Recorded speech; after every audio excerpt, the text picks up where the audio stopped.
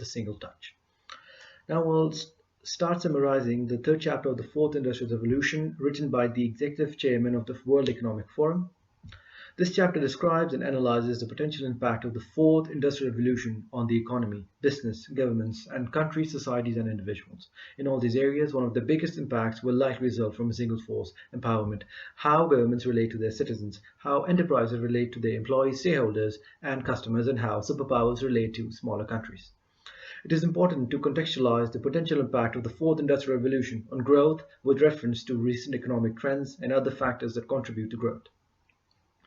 The book mentions a survey report on future of jobs, in which chief human resource officers of today's largest employers in 10 industries and 15 economies were asked to imagine the impact on employment, jobs and skills in the near future. The survey respondents believe that complex problem-solving, social and system skills will be far more in demand in the near future when compared to physical abilities or content skills. While wages and work-life balance are expected to improve slightly for most occupations, job security is expected to worsen in half of the industry surveyed. It is also clear that men and women will be affected differently, potentially exacerbating gender inequality. The reasons why the new technology revolution will provoke more upheaval than the previous industrial revolutions are speed. Everything is happening at a much faster pace than ever before. Breadth and depth. So many radical changes are occurring simultaneously, and the complete transformation of entire systems. The Fourth Industrial Revolution has four main effects on businesses across industries. Customer expectations are shifting. Number two, products are being enhanced by data, which improves asset productivity. Number three, new partnerships are being formed by companies, as companies learn the importance of new forms of collaboration. And finally, operating models are being transformed into new digital models. Let's talk about agile governance principles in an age of disruption.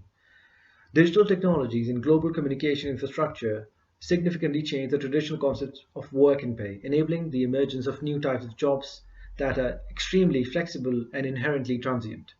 While these new jobs allow for people to enjoy more flexible working hours and might unleash a whole new wave of innovation in the job marketplace, they also raise important concerns with regard to the reduced degree of protection in the context of on-demand economy, where every worker has essentially become a contractor who no longer benefits from job security and longevity. The on-demand economy is also raising serious issues with regard to tax collection, as it becomes much easier and attractive for transient workers to operate in the black market. While digitally mediated payment systems are making transactions and microtransactions more transparent, new decentralized payment systems are emerging today, which could significantly hinder the ability for public authorities and private actors to trace the origin and destination of such transactions.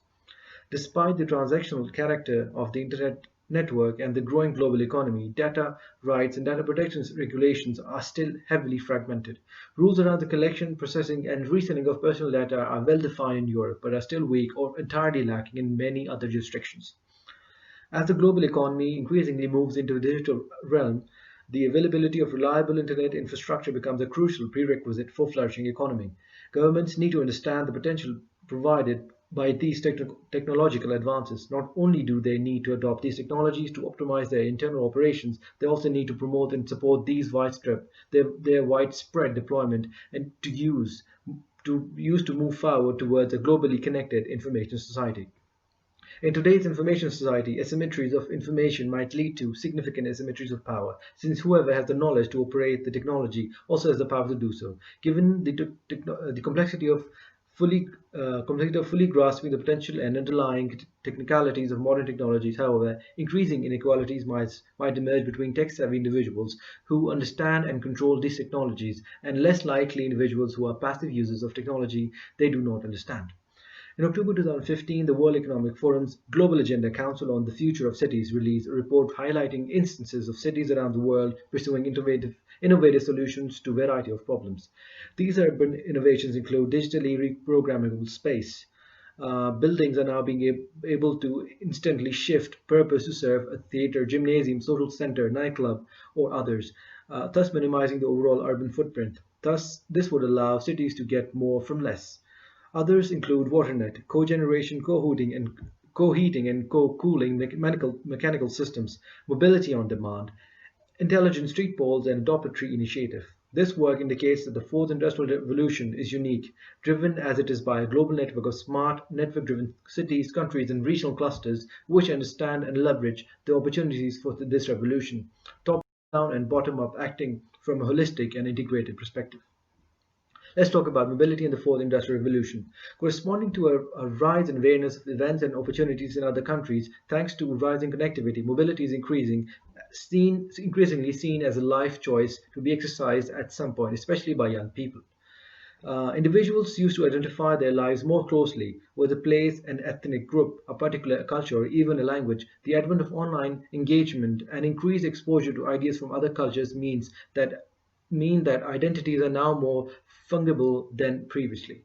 Thanks to the combination of historical migration patterns and low-cost connectivity, family structures are being redefined. No longer bound by space, they often stretch across the world with constant family dialogue reinforced by digital means. Increasingly, the traditional family unit is being replaced by transnational family network. One of the challenges of the fourth industrial revolution will therefore be the governance of human mobility to ensure that its benefits are fully realized by aligning sovereign rights and obligations with individual rights and aspirations, reconciling national and human security, and finding ways to maintain social harmony and amidst the increase of diversity. The fourth industrial revolution will affect the scale of conflict as well as its character. The distinctions between war and peace, and who is competent and non-competent, are becoming uncomfortably blurred. Modern conflicts are increasingly hybrid in nature, combining traditional battlefield techniques with elements that were previously mostly associated with armed non-state actors. However, with technologies fusing in increasingly unpredictable ways, and with state and armed non-state actors learning from each other, the potential magnitude of change is not yet widely appreciated. Cyber warfare presents one of the most serious threats of our time. Cyberspace is becoming as much a theater of engagement as land, sea, and air was in the past. Defense, military, and national security strategists focused on a limited number of traditionally hostile states. Now they must consider a near infinite and indistinct a universe of hackers, terrorists, activists, criminals, and other possible foes. Cyber warfare can take many different forms, from criminal acts and espionage to destructive attacks such as Stuxnet, that remains largely underestimated and misunderstood because they are so new and difficult to counter. Followed by cyber warfare, autonomous warfare, including deployment of military robots and AI-powered automated weaponry, creates the prospect of robo-war, which will play a transformative role in the near future.